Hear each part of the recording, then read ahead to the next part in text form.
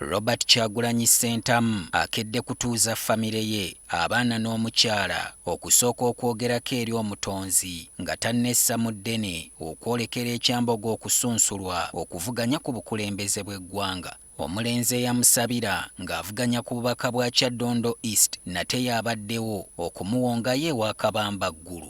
Bambaza obuyinza bw'Omukama Katonda w'ekisa n'ekisa ky'Omukama Taata obasimulula Omukama basimulula Katonda w'ekisa amaanyi goleka gabayamba ekitange. Amiina. Bobby ne Babi ababadde batonye mooli boolekedde awabadde abawagizi abaakuŋŋaanye mu maka gaabwe era Kyagulanyi n'abasuulayo obugambo obuvannyuma. Today is the first step to the freedom of our nation, and we hope to achieve it in the name of the Almighty God. Amen. Motoka mwabadde olusimbudde abawagizi ne batandika okugoberera.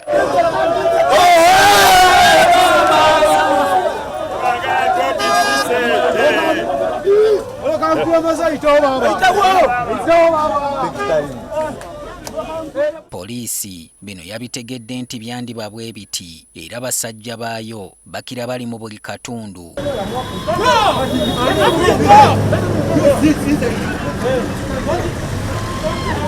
N'embooge tebugumye abawagizi abavudde ne Kyagulanyi ewaka poliisi ne bakubamu omukka ogubalagala.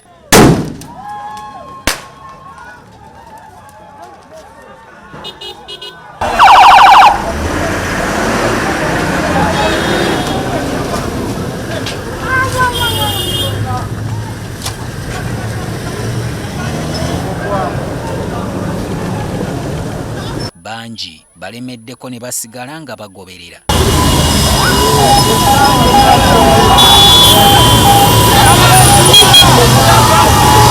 Ono oluyingidde mu mwasanjala n'abantu ababadde ku mmotoka ezisangiddwawo balaze essanyu ly'okulaba ku muvubuka ono. Kumpi buli wabadde atuuka ng'asanga poliisi esudde emisanvu mu kkubo okukendeeza ku mmotoka ezibadde ziwerekera naddala ezo ezitabadde kweza ezakkiriziddwa.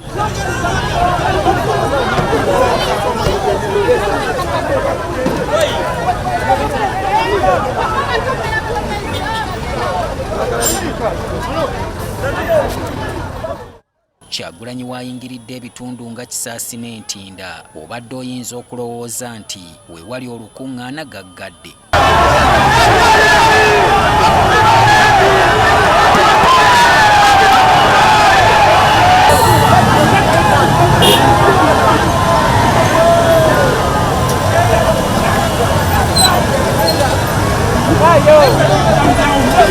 Poliisi erabye tekyayinza bungi bw'abantu era ttiyagaasi n'avaayo.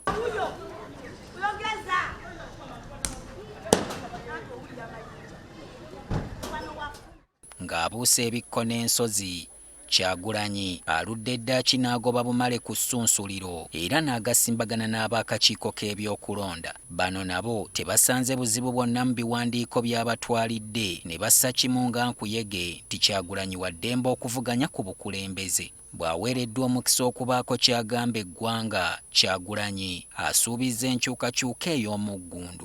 Kuwanika bwanisi mukono gwaffe bwe tuti nga tuwangudde tujaguze ne bannayuganda bonna bonna. N'olw'ensonga eyo mwenna mwebereremu bannayuganda mwenna mbakunga obutatunulira kuno kulonda ng'okulonda okwa bulijjo wabula kuno kulonda kwa byafaayo. Bw'atuuse ku b'ebyokwerinda n'abasuubiza omusaala omusava ogunaabagazisa okuweereza eggwanga mu bwesimbu. When I am president, the lowest earning police officer or soldier or prison officer will be earning 1 million shillings. I will improve their housing and health care.